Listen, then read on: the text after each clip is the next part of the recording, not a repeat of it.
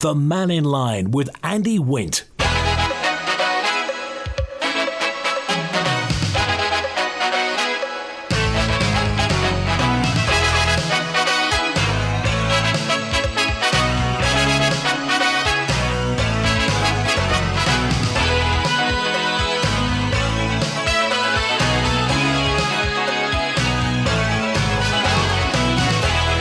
Faster my good afternoon. Mannin Line is open line today through till 1 o'clock, so whatever's on your mind today, by all means do get in touch. Call 66 13 68, text and WhatsApp on 166 177, email studio@manxradio.com. Could be that £15.3 million for Department of Health and Social Care. Could be the big story about restoring the Isle of Man's footpaths to good order, according to this new report. It's a working group on footpaths, bridleways and green lanes, saying that £1.5 million a year is what they need to tackle the issue. If you're a walker, or maybe you'd like to be, you just can't get down the footpath, I'd like to hear from you on that or anything else. And let's get to the phones. Michael's on first with us today. Hi, Michael. Yeah, hello. I'm just ringing up about it's to do with the Department of Environment, Food and Agriculture, and it has a law called the Tree Preservation Act 1993. Yeah. If a tree is damaging a property, whether it's a frontage or anything else, you have to appeal to DEFRA for them to consider giving a felling license for a tree to be felled. My case is, I've got, I'm sorry to tell the listeners this, but I mean, I've got cancer. I've been ill for a long time, but DEFRA were not taking my word for anything that I said. So what I did was, with a chemotherapy bottle attached to my body, I went outside and I got help lifting up around about 130 or 140 odd slabs. I was left to dig the earth down about a metre below ground, to which I found the roots of this monkey puzzle tree that DEFRA are forcing me to keep was cutting through the electricity supply cables. They would not help me, not even once. All I had was my bare hands, a metal bar, and a trowel, and I kept digging and found that these roots were actually cutting through the mains electricity supply cable. I was forced on my own to try to push out huge rocks. The pressure from the roots was immense. It could have cut the supply to this house. It could have fused the substation in this area, blanking out power everywhere. They were still not interested. The Manx Utilities Authority came down, saw it, and they were very good because they tried to help by sort of diverting the cables away. But my house is like a bomb site. I'm in and out of hospital on cancer treatment, and it is hard on my own trying to do all this. DEFRA, I had to go to one of its appeals, and this was 2 months later. September 2024 was when I dug the earth to expose this. In October 2024, I went to its appeal. I had loads of photographs of the roots damaging the cables. It split my drive. It's done quite a bit of damage around the front. And it was ridiculous because the appeal system expected me with cancer to sit there presenting my case, and its head forester just sat there going, the tree is a great asset to the village. The tree has a high amenity value. The tree is healthy. And I said, yes, I agree. But I said, it's also damaging my property. I also said that the insurance company will not pay out for tree root damage, leaving me on my own on income support. I can't deal with this. And anyway, they selected their own adjudicator, and 1 month later a letter was put through my letterbox in November 2024 telling me I had to keep the tree. I'd been writing about this tree. I'm not making this up since since the year of 2007, all the way through through time. Now, in 2012, I was becoming more ill with cancer, but in 2007, my father, who was elderly, type 2 diabetes, dying in this house from cerebral atrophy, which is a brain disease. They still forced us to keep this tree. He tripped over the slabs that were lifting by the roots, but since then, of course, it's got a hell of a lot worse. He sat in this house with bruises all up and down his legs. He couldn't, like that type of disease means that he was basically out of it and wasn't aware of the injuries anyway. Michael, what do you want them to do? What do I want them to do? Well, They haven't actually offered any help. They, at the appeal anyway, they've ignored all the evidence that I put to it, and still forcing me to keep this tree. But in April 2025, I went down to DEFRA to ask them this question, which is important. I said, has this tree reached maturity? Is it not going to cause any more damage? And the response floored me. They said, oh no. Well, they asked me how old the house was, and I said it was built 1837. They said, oh, that tree is 100 years old. No, it's got plenty more growing to do. Now, this tree needs an area which is like around about a radius of 10 metres. I don't have 10 metres of frontage. It's about 6 metres from the front door, about 5, I think, from the road, 30 centimetres from the neighbours, and 5 metres from the other neighbours. And it's like that there isn't the room to sustain it. And the drive is split, and under that drive is my water main. I don't know what it's doing to that. But DEFRA they're just throwing their weight around with an out-of-date law. This law should be amended that all properties where they've got a tree or 2 trees too close to a house, they should be cut down, and DEFRA should then say you can replace that tree with a tree that is suitable for the area in which it can be sustained. I've written this for about 2.5 years now, and DEFRA have just ignored it. It's Minister Claire Barber ignores every email I send. What your MHK had to say, Michael? My MHK won't do anything. They've been down, but they just make promises. I'll go down and see DEFRA. It never happens. I've had this for about maybe 2.5, 3 years. I'm still in the same boat. The difference is that the cancer has got worse in me, according to my last phone call from the consultant in Liverpool. I've written up to them and told them this, that all I need is some help with these roots. Basically, the only way that I can get out of this is the tree must stay, I come second, and therefore I am faced with one choice, and that's to move. And I can't move unless this place at least looks presentable. Maybe some other family can take it over, maybe they can deal with it, but myself on my own, I can't. I don't know what my future entails, but anyway, because of my persistence, I've always been polite, but because of my persistence going to see DEFRA and sending so many emails, I put my computer on every day. Some of the emails are very long, I'll admit. I spent 5 and 6 hours sometimes writing them to find a wall of silence. And the wall of silence goes on and on and on to the point where it nearly breaks me. But they still don't care. They still won't help. And then they send a threatening letter to me saying that I can't visit DEFRA anymore, that they're concerned about their staff's safety, well-being, and something like that. Now, that's absolute rubbish, because never once have I been impolite when I've attended. And I put in the letter to the reply to that. I said, what about my health, safety and well-being?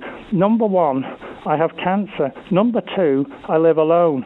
Number 3, I was nearly exposed to being electrocuted from exposing these cables being crushed by the trees. Again, there's no answer to that.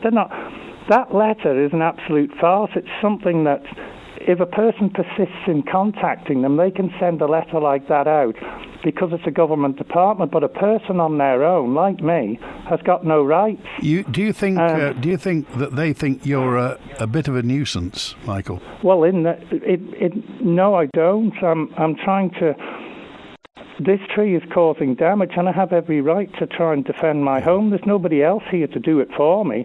I've produced evidence, and it was just ignored at the hearing. And it's like an appeals system that you go to, and they selected their own adjudicator, who obviously took the side of DEFRA, and they forced the person to keep the tree. It's caused me so much misery that I even attempted to commit suicide. I'm ashamed to say that, and also like self-harm. And then I realised, what am I doing? Because if, for example, I'm on chemotherapy, if I ended up, say, attempting to commit suicide, it was standing in front of a road to get run over. That's horrible what I'm saying.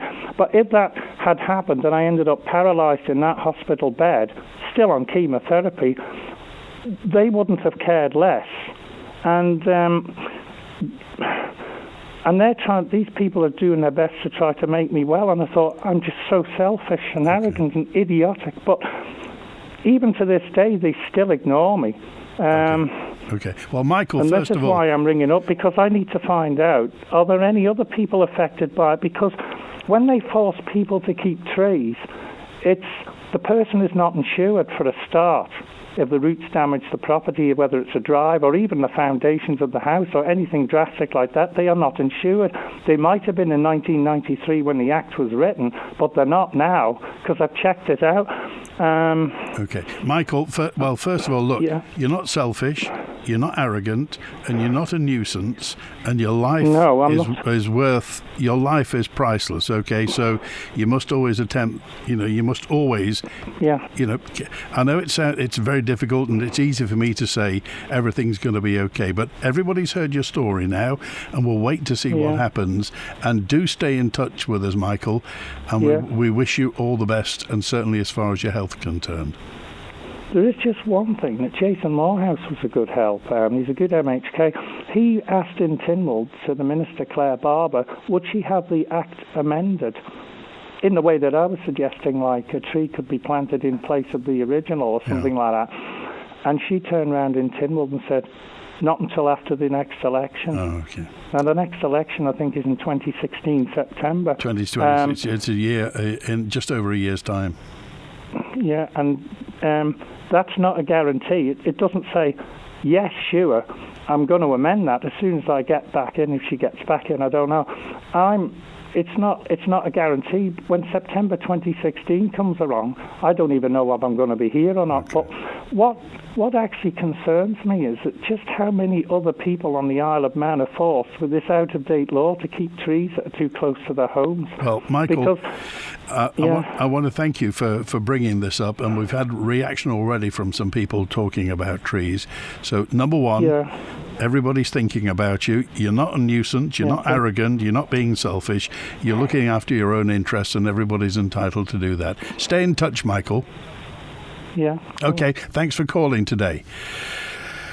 If you have anything you'd like to add to that, to Michael's story, how he can get some help, if perhaps you've been through that situation yourself and resolved it, what did you do? How do you do it? Everybody loves trees. We all love trees, but trees can often be a nuisance, a real nuisance, a perpetual nuisance, and they keep on growing. And perhaps it wasn't planned 100 years ago that they were going to be this big. If you've got any thoughts on it, please do get in touch. And David's with us now. Hi, David. Hi, Andy, on that. And I sympathise with the guy, but you have to persevere and get others involved and maybe spread the load a little bit. But it is difficult. Trees are valued because they grow for 60, 80 years, and when you do see some of the nice trees that get chopped down, and I always remember the one in the UK that was in that ravine, remember? Yeah. It was only a sycamore, but by God, it was an attraction. And I think those two are getting sentenced today, the people who cut it down. Are they? Well, good on that. But I wanted to thank DEFRA, really, and the Pest Control Service. Now, at the weekend, we looked in the garden there, and on our plum tree, there's a wasp's nest, and I didn't know I was worried about it really on that. So I rang them over the weekend, and today, and I don't know the guy's name, but what a nice guy he was, came in, Mr. Quirk, we'll sort this out. So I want to thank the individual who came in his white van, and if I knew his name, I probably wouldn't tell you anyway, but he'll know who he is, because I said to him to listen in, because I'll praise him today. And it just reminded me, just before I was talking there, about this is the time of the year I come out of the cushigs, isn't it? Growing all over the place, on the highways, byways, and land that government own. I believe in Manx Radio too. You've got a Scotch field full I think we're wilding up here, apparently. This is a new trendy thing on Douglas Head. We're wild. We're also saving money on people cutting the grass, but we're wilding. Yeah. But listen, who's your landlord? At the end of the day, it's not Manx Radio, is it? You'll have a landlord there, and wouldn't it? Because I remember they wrote to us as Onken Football Club years ago from there and said, quoted some sort of act that you had to cut down the cushicks before a certain date because they are poisonous, not to animals and stuff like that. And if it gets in their hay or silage and stuff like that, it gives them the gut ache, and eventually it'll get to them. But I just wanted to put that out too. And also correct a little thing. We had a commissioners meeting last night, so I'm definitely speaking anytime I come on now, my own individual thing as an elected member for Onken. Because some people got on to me this morning, and I was at one of the clubs, and I thought I'd resign from the commissioners. I haven't. I've had a disagreement with the current chairman anyway over his media policy, which I'll give it to you, Andy, sometime, and have a look at it, where I think as individual elected members, whether in government or in a local authority, you act on behalf of the constituency people, and I'm not going to have pressure put on me to conform to certain things which I don't think are right. So I just wanted to correct that. And I've come off the environment one and also the CA site. And also that you've not been replaced, have you? They've not. Nobody wanted to take over those positions. And it's not an onerous task as such, but it is something. And I'm glad we've got a new commissioner. The problem was he wasn't. He booked a holiday or something like that, so he wasn't there last night. So hopefully when they come back. And the other thing is to remind people that we don't get paid for everything. We get about £8 a meeting, and £8 doesn't even pay your internet service or your telephone bill. So that needs to be corrected as we come towards, I think it's the end of December, where the DEFRA minister can actually increase the allowances towards local authority members. I mean, it costs us. I mean, if I do the maximum number, it would probably charge to the ratepayer £400, and I'm sure I do more than £400 worth of work, hopefully out there. So I don't want people to panic. You can ring me on the phone. You can still use that email address there, and I'll pick them up. And if you've got a problem, I'm here to help. And Andy, I'll get you the meeting thing and let you have a look at it. Thanks, David. Good to hear from you. Bye-bye. All right, 24 minutes past 12. Vivian with us now. Hello, Vivian. Hello. First of all, I think it is disgusting that the government have got to find $15 million for the health services. Is there no restriction on the amount of money that team can spend? Because where do they find it? I thought we were broke. Well, we're not broke. We just haven't got spare stuff down the back of the settee, Vivian. Exactly. But how then are we expected to pay this amount of money? That's what I'm asking. Oh, well, that's easy, Vivian. They charge us. We have to pay it. I know that, but it's a case of, if they were doing a wonderful job, I would say carry on. But Chris asked me why I objected to them, and I said, I spent an evening, about 3 weeks ago, with my son. I was sent up for a blood test in the afternoon. Fine, we went up, and then we were told to go and sit in the waiting room at 5:30, and we got out of there at 10 o'clock turned at night after my son had been to ask why were we still waiting. It turned out we shouldn't have even been there. Well, that's not satisfactory, is it? No, it's lack of communication. There was people sitting around that waiting room that were there when we got there at 5:30, and they were still there when we left. And I think it's absolutely appalling. OK. All right. Vivian, we appreciate it. I'm sure lots of people have got your view as well. Thanks. I know they can agree with me, but I'm just saying I think it's absolutely appalling, the treatment that we are getting. OK, Vivian, thanks for that today. This is the story about Timble's approving £15.3 million for DHSC, Department of Health and Social Care, covering an overspend in the 2024-25 financial year. But there was a lot of criticism in Tynwald about this. Health Minister Claire Christian told members that the additional funding was required due to increased employee costs, off-island care, the development of new services, contract spending and rising drug expenditure. Within the 2024-25 financial year, Manx Care's cost improvement programme achieved £13.4 million of savings in total. These savings were realised through various projects, including reductions in bank and agency spending, medicines optimisation, workforce management and increased commercial income. The request for extra funding drew criticism from several members of Tynwald.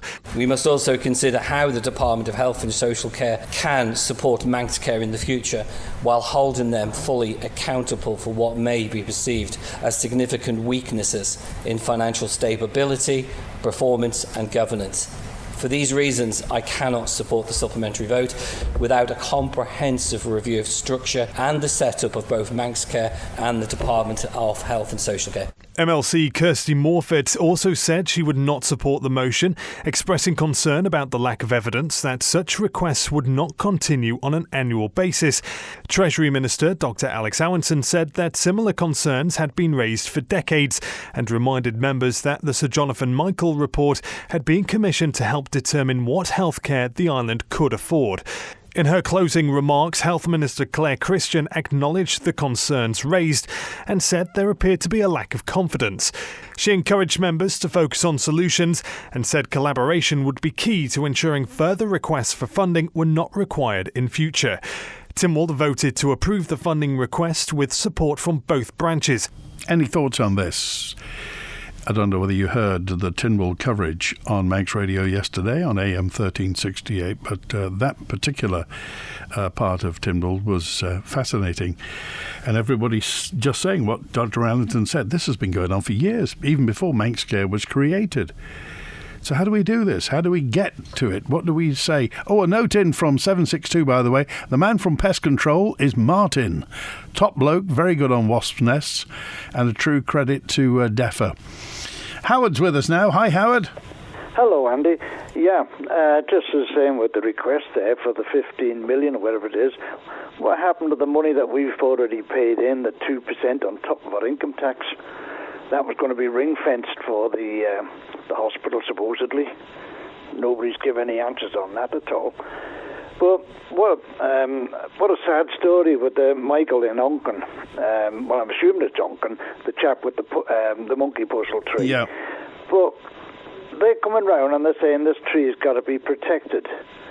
Yeah, as you know, for 3 years I've been trying to get the trees in Portashee protected. Yeah. And every time you ring them up, and the hierarchy within DEFRA, there used to be one chap in there who was very good, but he's retired. They now say it's not part of our remit. We can't tell people what to do. We can do this, we can do that, but we can't do something else. And it seems like they have taken on this particular man because he's an individual. But the trees that I always go on about, the Portashee ones, because that's a company, that's a different ballgame. They're going to have to put up a bit of a fight for that. But they can beat this man down because, as I say, he's an individual, he's not a well man, and it's a coward's way out. But the other thing that comes up is the DOI, and that's on your news, and the other news as well, where they're neglecting the footpaths, etc. I went up on Saturday. As you know, I'm at the Obscura, and I was cutting a little bit where I immediately in front of the Obscura. Me as an individual cutting that because the corporation will come up to 1 point just below the Trafalgar Memorial. And then the other side of that is the DOI. Well, up there, you could have a television program. I'm a celebrity. Get me out of here, because the bracken and everything is... And one lady said, oh, you've just been cutting the nettles down, have you? This is for people who's walking there with their dogs. The nettles were shoulder height. And there's absolutely nothing done. There was two ladies going to walk down, and every Sunday I see them there, or Saturdays, wild swimming down at Port Skillion. Yeah. Again, the footpath going down there, it's about a foot wide. People, well, they looked at this, oh, we're not going to go there, we'll have to go back down and go the other way. And this is the DOI. They do not care. They're in their own little ivory towers, and they'll never go out to see these places. And now they're talking about, oh, we're going to need this, going to need that. It's been neglect for years in the DOI. And I complained many years ago about down at the airport. Briars there, face level. They weren't cut down for 2 years after that.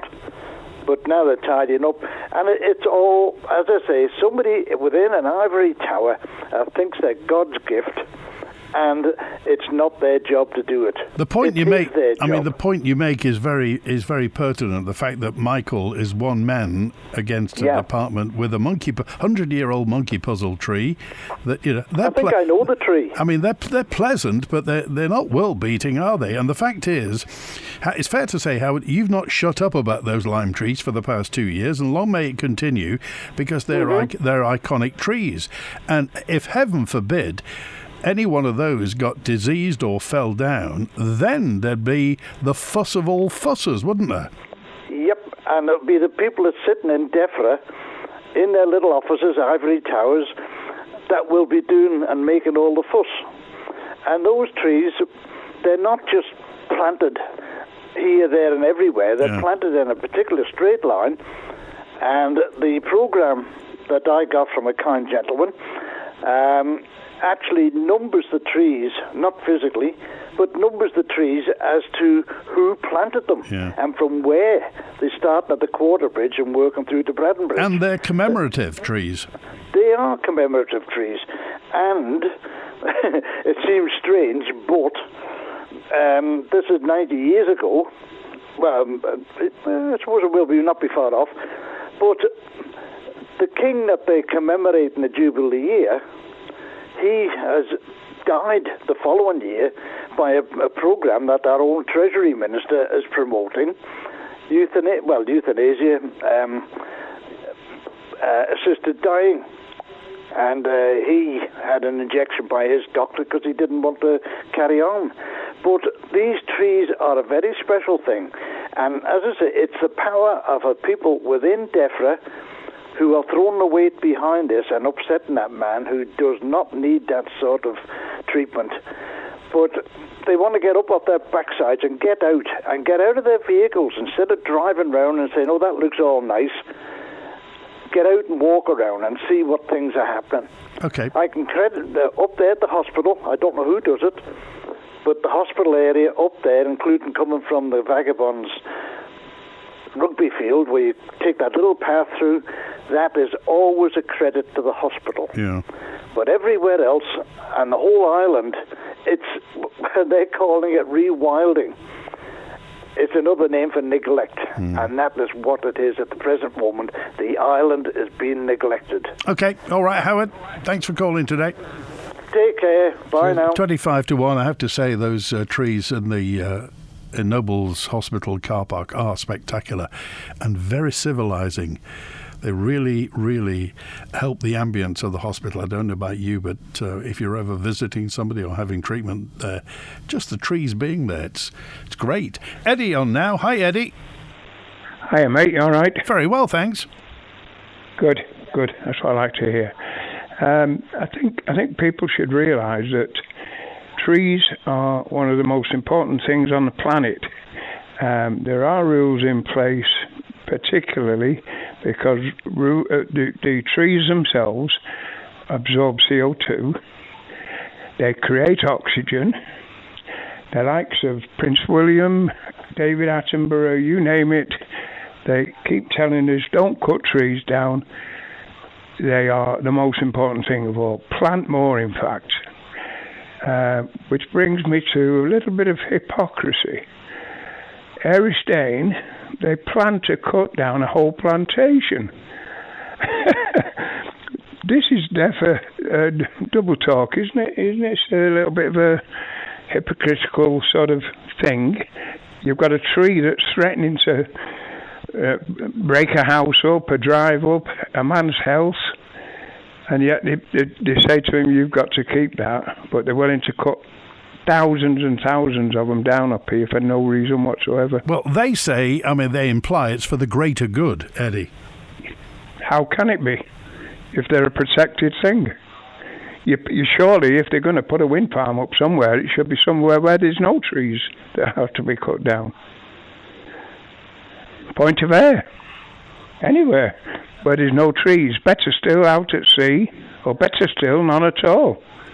But you don't cut trees down unless it's threatening a house or the health of somebody. But these trees up at Errisdane are threatening nobody. In fact, they are beautiful. How many are there in that place? How big is it? I can't think off the top of my head. Well, we've got people up here who will tell you exactly how many acres there are of it. But offhand, I would just say hundreds of thousands, honestly. It's a massive plantation. DEFRA will know exactly how many there is. They planted them. But it's a bit double standards, isn't it? Well, you just wonder, don't you? What do you just wonder with the fact that Michael is not well? It's a 100-year-old mature. It's a monkey puzzle tree. It's not what you call indigenous. They're very attractive in their own way. But the fact is, you can plant another tree. You can, get that one down, fell it, and it's more. I'm sure he'd be. But surely, Andy, health and safety should say this is threatening the house. Well, you would think so. You would think that somebody would have something to say about it, and we wish Michael all the best anyway. Like Howard said, they should get off the backsides and get out of the vehicles, the 4x4s, and just say to the guy, look, you can have it cut down. Okay, all right. Simple as that. Good if it's threatening, down. Thanks, Eddie. Cheers now.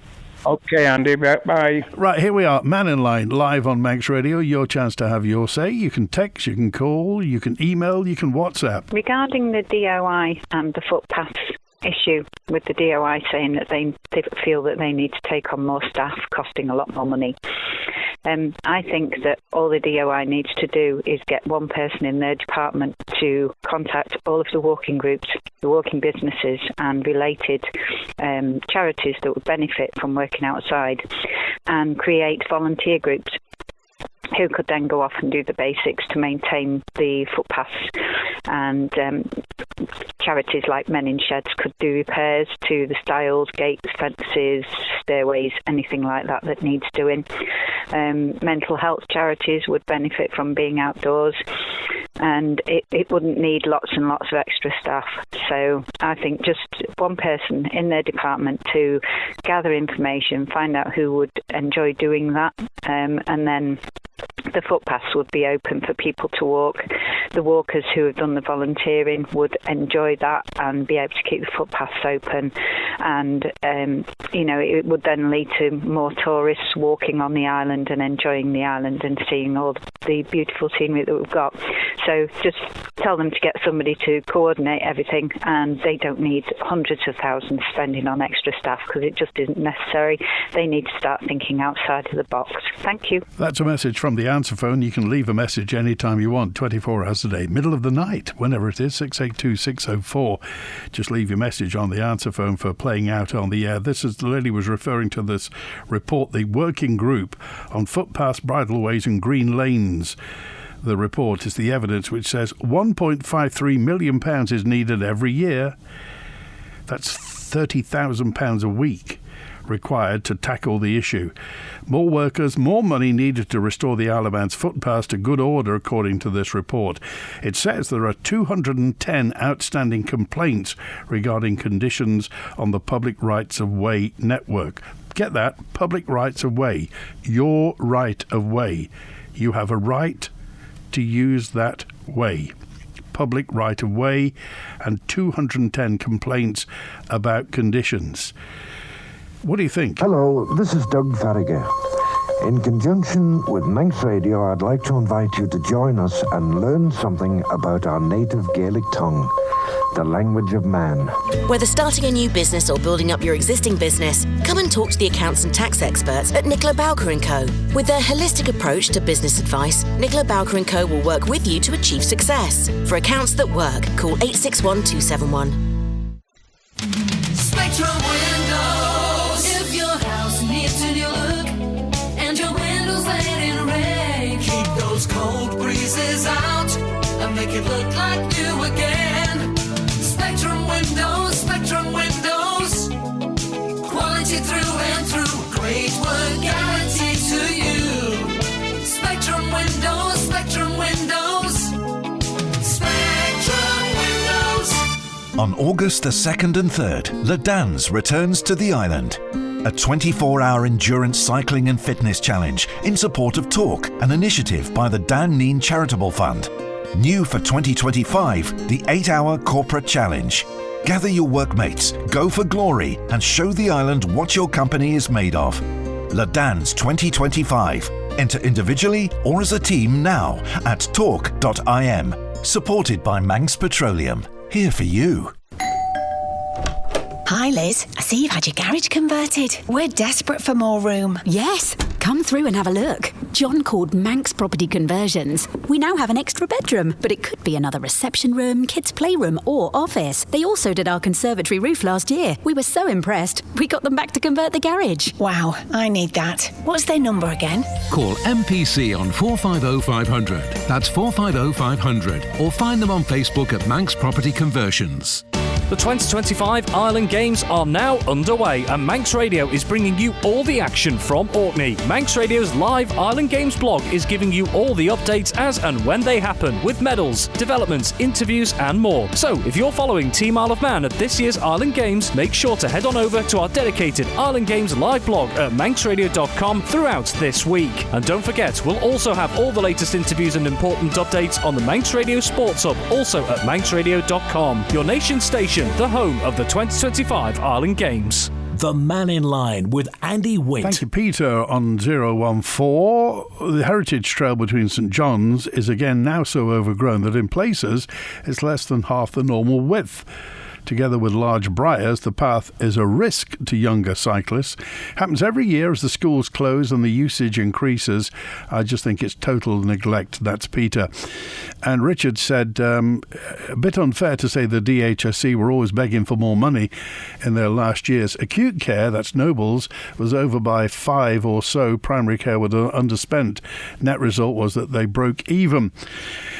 Which is why, combining both and creating Manx Care, the late chairman Andrew Foster said that they would break even. If you gave the old Nobles manager and her board £150 million back in 2019, they wouldn't have complained about it. However, the DHSC the year before Manx Care spent 220 odd million. With a £14 million contingency, Manx Care now spent plus their budget of 371.5. An overspend of 16 million takes them to 388 million for this year. That's way over 50% more than the old DHSC team ran Nobles and the Department of Health, GPs, dentists, everything, before we'd even heard of Sir Jonathan Michael. Inflation in those 4 years, including pay rises, was 20% over 4 years. So where's the 30% more? Where has the over 30% more than the old DHSC gone? It hasn't gone towards shorter waiting lists. There are now 13,000 on the list compared with 7,000 when they took over. So what is happening? All these figures are on the website, by the way. Thank you, Dick, for that. You also stood a chance of seeing a doctor or a dentist back then. Who knows what it is? Who knows what is happening? But certainly, of course, everything is down to your own personal perspective. It's subjective judgment. But are things better than they used to be where this is concerned? Where health and social care is concerned, whether or not it is that we just think we deserve more, and years ago we didn't know any better, but what is it? I mean, the one thing that is absolutely certain, well, two things are certain. One is it's going to cost more money, and two, you're going to pay for it. You will get the bill sent in a nice love letter from the government. You will get the bill. So we all have a deep interest in this matter. Robert's on now. Hi, Robert. Hi, how you doing? I was just listening to Timwell Live, and they were talking about cutting back the hedgerows and things like that. Yeah. And I remember myself, I can tell you a quick story. I live on Peel Road, and there's some hedgerows and things like that which need cutting back. So I got on to Phoebe, and I bought a pair of shears. And I remember walking down the road with this big pair of shears because they were, quite well made and well put together and stuff like that. They're a good pair of shears. But I remember thinking to myself, hang on a second, why am I feeling so ashamed for someone else not doing their work? Because I look like a bit of an Edward Scissorhands here. How much work did you do? How many did you cut down? Well, there was just one. Thanks for asking. It's good to get a bit of work done. There was just one. If you know where Taste Buds is. Yes. You know, opposite there was one like barbarous kind of growth. Or whatever it was, a weed or whatever you want to call it, a thorn. That's it, a thorn. You cut that down. And I cut it off. And I looked across the road, and they were all gawping at me like, "What is he doing? What is he doing? What is he doing?" I said, "Well, no one else is going to do it, so I might as well do it ourselves. We ourselves, Very good. Okay. Which brings me on to the next point about what did you think about? That's called guerrilla. That's called guerrilla gardening, by the way, Robert. Did you know that? What do you think about Mary Lee McDonald on Good Morning Britain? I don't know. I didn't see it. I can't afford a television, Robert. Oh, I'm sorry to hear that. Well, anyway, she was on there and she put a good case across. It's on Good Morning Britain, Mary Lee McDonald. But anyway, just have a look at it. I think she asked some good questions and she put some good things across. What was she talking about? At the end of the day, so she was talking about the unification of Ireland. Oh, I see. Right. Okay. Right. So she was saying that the Troubles was just a failure of politics. And she went on and she said that Northern Ireland is effectively a basket case, economically, and it needs to be brought back under the fold. Now, I know it's going to rile a lot of people, it's going to roll a lot of people up, but just go and have a look at the YouTube, Mary Lee McDonald. Okay.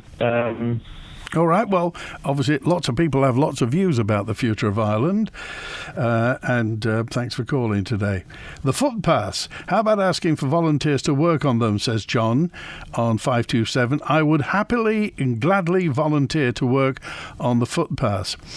Yes, the MEA can go to somebody's land and remove many trees without notification. Thank you to 566. Who sent me some details and photos of some trees there.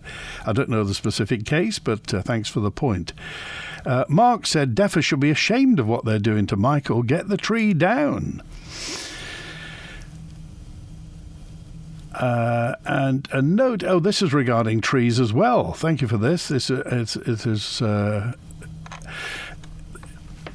I'll read you this. I'm seeking your advice regarding an issue that has developed over time concerning a property next to ours. When we bought our home in 2007, one of its main selling points was an uninterrupted sea view from our ground floor windows. However, the shrubs and bushes on the neighbouring property have become significantly overgrown and now obstruct that once clear view. Now, our title deeds include the following clause. No trees, plants or shrubs shall be permitted or suffered to grow on any part of the scheduled property property which will interfere with the view to be otherwise obtained from the ground floor windows of any adjoining property. I would appreciate your professional opinion on whether this covenant is enforceable under the current circumstances and what steps you might recommend. Thank you for your time and guidance. Well, thank you for that. It's 437. I can't pretend I can give you a professional opinion, but we have lots of people who listen to Mannin Line who will have professional opinions on this.